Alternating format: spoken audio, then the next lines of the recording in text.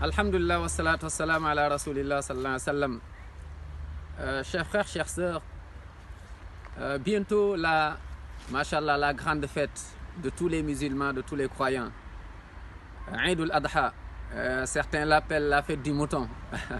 La fête du mouton. Mais le mouton, en tout cas, je ne sais pas si le mouton va profiter vraiment de cette fête, ou bien en tout cas, est-ce que nous, on ne va pas profiter plus que le mouton? Parce que on sait tous comment ça va se passer. Masha'Allah. Qu'Allah facilite à tout le monde.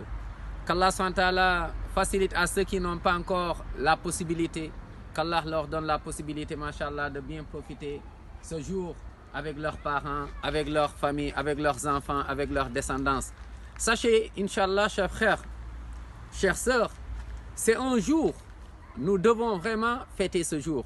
Et avant même de parler le jour de la fête, mais les 10 premiers jours donc de ce mois, ce qu'on appelle Dhul Hijjah, ces 10 premiers jours font partie des meilleurs jours de l'année. Allahu Akbar. Les meilleurs jours de l'année, voici donc les 10 premiers jours. Il faut donc multiplier les bonnes actions. Les sadaqat, l'aumône, donner des sadaqat aux nécessiteux, à la mosquée, aider les gens, aider les proches, les voisins, ainsi de suite, masha'Allah. Faire beaucoup de adhkar, beaucoup de takbirat, Allahu Akbar, la ilaha illallah. Donc, c'est sunan, les adhkar, la langue aussi, adore Allah subhanahu wa ta'ala. Et donc, jeûner aussi, ça fait partie de la sunna du prophète sallallahu alayhi wa sallam. Surtout le jour d'Arafah. Masha'Allah. Et là, on va prendre juste pour que le jour d'Arafah, pour un autre rappel, Inch'Allah. Là, juste on généralise, chers frères. Et donc, parmi les conseils qu'on donne à tous les frères et à toutes les sœurs, pendant ce jour, il faut profiter. Parce qu'il y a des musulmans, quand c'est le 31 décembre ou 24 ou d'autres fêtes qui ne sont pas nos fêtes, parce que nous, en islam, on a des fêtes que le prophète sallam nous a enseignées. Et des fois, tu vois beaucoup de musulmans, et qu'est-ce qu'ils font? Ils ne vont pas fêter ces fêtes que leur prophète a enseignées, sallallahu alayhi wa sallam. Mais concernant d'autres, ils vont le faire. Et d'ailleurs, même, ils vont changer même, mashallah, la maison. Alors que le jour de la fête, les enfants, ils ne savent même pas c'est quoi Eid al-Adha, c'est quoi la fête donc de Adha, comme on dit la fête du mouton, ils ne savent pas. Les enfants, il n'y a pas de cadeau.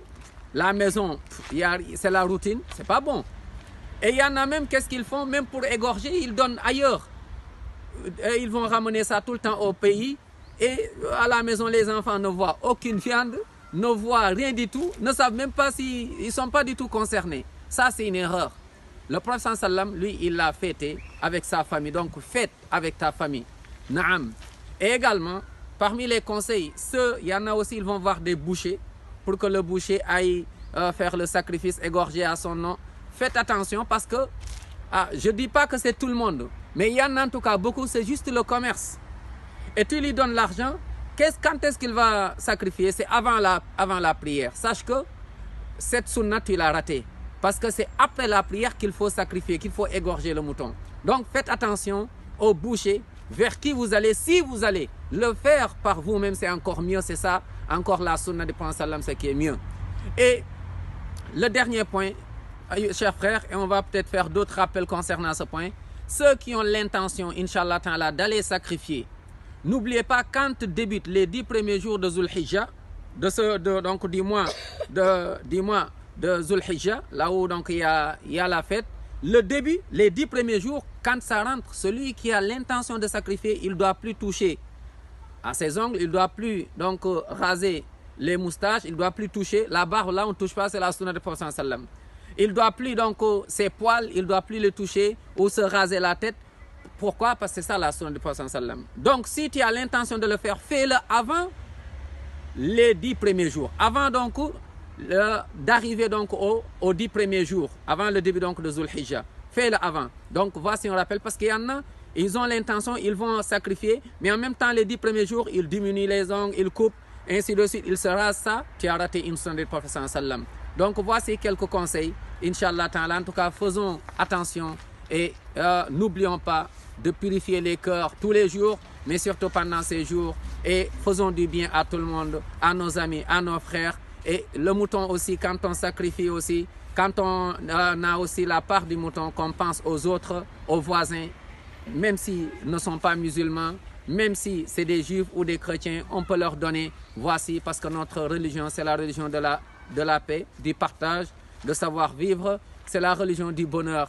Qu'Allah SWT préserve tout le monde, qu'Allah guérisse tous nos malades et toutes nos maladies, surtout nos maladies de cœur, qu'Allah SWT réalise nos souhaits et nos vœux, et qu'Allah mette la baraka dedans, et qu'Allah SWT, mashallah, nous bénisse tous, qu'Allah SWT préserve nos descendants, qu'ils grandissent tous dans de bonnes conditions, qu'Allah SWT nous compte parmi les gens du paradis, et wa sallallahu wa sallim wa barik ala nabina Muhammadin wa sallim tasliman kathira.